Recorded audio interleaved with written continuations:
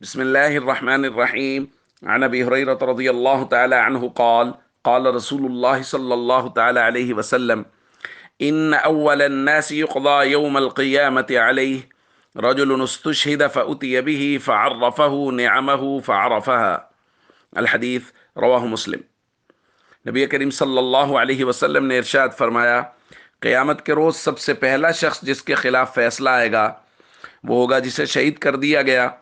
اسے پیش کیا جائے گا، اللہ تعالیٰ اسے اپنی عطا کردہ نعمتوں کی پہچان کرائے گا اور وہ ان نعمتوں کو پہچان لے گا۔ دوستو، یہ ایک طویل روایت ہے، اس میں 3 لوگوں کی سزا کا ذکر کیا جا رہا ہے کہ ان کو سب سے پہلے ان کا فیصلہ کیا جائے گا، اور یہ 3 لوگ وہ ہیں جو نیک کام کرنے والے ہوں گے، لیکن ان نیک کاموں میں اللہ کی رضا شامل نہیں ہوگی، بلکہ یہ اپنی واہ واہ کے لیے یہ کام کر رہے ہوں گے۔ سب سے پہلا وہ شخص جو اللہ کے راستے میں شہید ہوا، وہ اللہ کو جواب دے گا، عرض کرے گا، اللہ پاک قاتل توفیق، میں نے تیرے راستے میں قتال کیا اور میں شہید ہو گیا، تو یہ میں نے کیا ہے۔ اللہ تعالیٰ فرمائیں گے، کذبت ولکنک قاتلت لأن یقال جریء، تو نے اس لیے قتال کیا کہ لوگ کہیں بڑا بہادر ہے۔ فقد قیل، یہ کہا جا چکا ہے۔ ثم امر بھی، اس کے بارے میں حکم دیا جائے گا۔ فسحب علی وجہہ، اور اس کو اس کے چہرے کے بل گھسیٹا جائے گا، حتی القی فی النار، یہاں تک کہ جہنم میں ڈال دیا جائے گا۔ اور دوسرا شخص، یہ ہمارے موضوع کے متعلق ہے جو ہم کل بھی بات کر رہے تھے، رجل تعلم العلم وعلمہ، جو علم حاصل کرے گا اور لوگوں کو بھی سکھا رہا ہوگا، وقرأ القرآن، وہ قرآن پڑھ رہا ہوگا، فوتی، ابھی اس کو بھی لایا جائے گا، اللہ نعمتیں یاد کرائیں گے، یہ یاد کرے گا، اللہ پوچھیں گے بتاؤ اتنی ساری نعمتیں دی تھی کیا کیا؟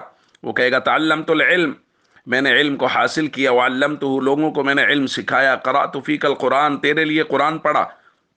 اللہ فرمائیں گے کذبت، تو جھوٹ بول رہا ہے، ولکنک تعلمت العلم لیقال عالم، تو نے یہ علم اس لیے پڑھا کہ لوگ کہیں بڑا عالم ہے، بڑا علامہ ہے۔ وقرأت القرآن، قرآن تو نے اس لیے پڑھا لیقال، لوگ کہیں قارئ، بڑا قاری ہے۔ فقد قیل، یہ سب کچھ کہا جا چکا ہے۔ ثم امر بھی، اس کے بارے میں ہمیں حکم دیا جائے گا۔ فسحب علی وجہہ، اس کے چہرے کے بل گھسیٹ دیا جائے گا، حتی القی فی النار، اس کو بھی جہنم میں ڈال دیا جائے گا۔ اور تیسرا وہ شخص ہے جس کو اللہ نے وسعت دے رکھی ہوگی، مال عطا کر رکھا ہوگا ہر طرح کا، اللہ اس کو نعمتیں یاد کرائے گا، یہ کہے گا بے شک نعمتیں ملی تھی۔ اللہ پوچھے گا پھر کیا کیا؟ یہ کہے گا اللہ میں نے مال خرچ کیا تیرے راستے میں صبح و شام۔ اللہ فرمائیں گے کذبت، جھوٹ بول رہا ہے تو، ولکنک فعلت لیقال، تو نے یہ اس لیے کیا ہے کہ کہا جائے ہوا جواد، یہ بڑا سخی ہے۔ فقد قیل، یہ بھی کہا جا چکا ہے، اور اس کو بھی جہنم میں ڈال دیا جائے گا۔ تو دوستو، حسن نیت بنیادی شرط ہے۔ اگر کوئی آدمی علم اس لیے حاصل کر رہا ہے، جیسا کہ ہم کل بھی بات کر رہے تھے، کہ علم علماء سے مقابلہ بازی کر سکے، لوگوں میں اپنا مرتبہ ظاہر کر سکے، میں بڑا عالم ہوں، اور اللہ کی رضا کی نیت نہ ہو، تو قیامت و دن سب سے پہلے سزا کا مستحق ٹھہرے گا۔ اس لیے خود بھی علم حاصل کریں تو اس نیت سے کہ اس سے اللہ کی رضا ہے، اشاعت دین ہے، اللہ کے دین کو لوگوں تک صحیح طریقے سے پہنچانا ہے۔